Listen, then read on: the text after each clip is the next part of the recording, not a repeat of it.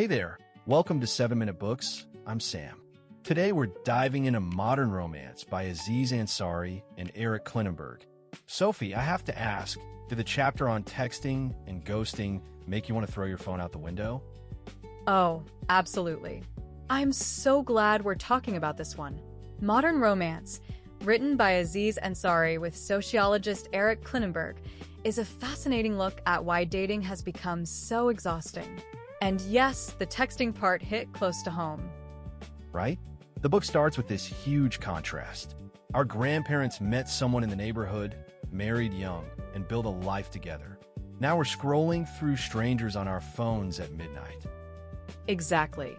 The old system was all about proximity and practicality. You married someone from your church or your workplace, and you had a pretty clear idea of what marriage meant. No wonder people are exhausted before the first date. We're carrying all these expectations. It's not just that we have more options. We also want so much more from a partner. A soulmate who fulfills us emotionally, intellectually, and sexually. And the book says that shift didn't come out of nowhere. It points to three big developments: the sexual revolution, then women entering the workforce, and finally the smartphone. Those changes transformed everything. We moved from a world of arranged marriage to what the authors call arranged dating. The process is outsourced to apps and algorithms, but the pressure for perfect love stays. That creates the paradox of choice. When you have endless options, you get paralyzed and you're terrified of making the wrong pick. Aziz calls it FOBLO, the fear of a better love option. And Aziz says that with too many options, we actually become less satisfied with whichever choice we make. FOBLO is real. People get burned out from constantly swiping, chatting, meeting, and then being let down.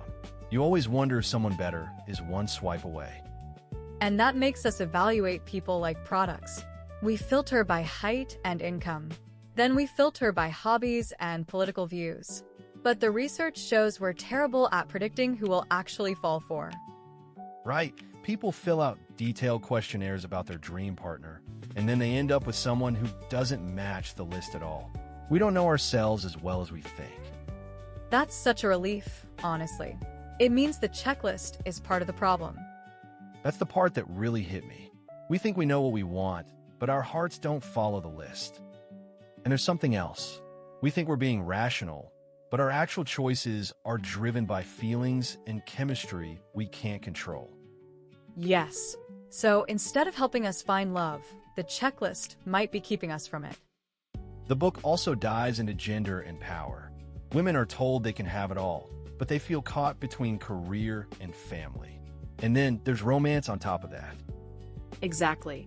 Men are supposed to be confident but not aggressive, persistent but not pushy, romantic but not creepy. It's a no-win scenario. And women are caught in a bind too. Men are confused because the old rules are gone and the new rules are still being written. And then when you do connect, texting becomes the main mode of communication. Tone disappears, so everything gets misread. Plus, you're expected to reply instantly, or you come across as disinterested. And ghosting, where someone just vanishes without a word, leaves people so confused and hurt. The book even talks about the DTR, defining the relationship, which everyone avoids like the plague.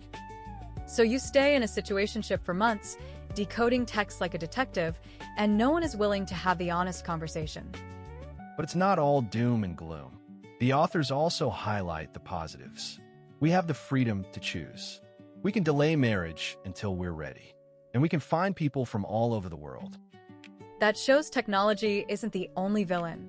Culture plays a huge role. In places with less pressure for perfection, people seem happier with their romantic lives.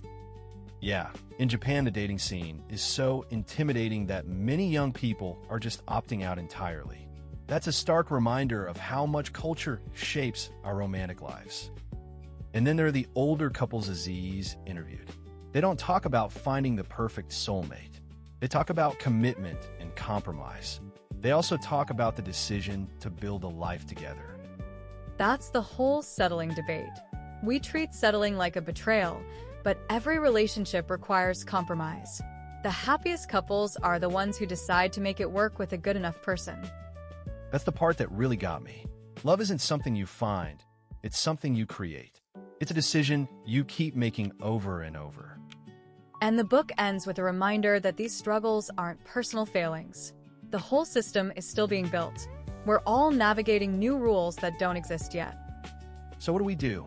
I think the answer is to be more intentional and honest. And we have to be willing to be vulnerable. Yes, and also to accept that no one will complete you. The most important relationship is the one you have with yourself, and that's what really matters. And that's actually the hardest part. We're so used to looking for someone else to complete us that we forget to become whole ourselves. And social media makes it even worse. Everyone's posting the perfect dinner, or the perfect trip, or the perfect relationship. It's impossible not to compare. That's the highlight reel problem. You see someone else's romance looking flawless, and you started out your own. It's a recipe for envy and dissatisfaction. The book also looks at how class and money shape this whole thing. Marriage is being delayed more by educated professionals. For others, the timeline is different. Right. And that means the soulmate ideal is a luxury not everyone can afford. That's a huge point. And Aziz's own experiences are all over this book. He's not just reporting, he's sharing his own terrible dates and awkward moments. Oh, definitely. It makes the sociology feel human. You get a real sense of how confusing modern dating can be. The research itself was a massive project. There were hundreds of interviews across multiple countries, plus all the data. That's why the book feels so grounded. Yes, and in the end, they don't offer a magic formula. They give you a lens to understand the chaos, and then ask you some tough questions about what you really want. The one thing I'm taking away is that love isn't about finding the perfect person.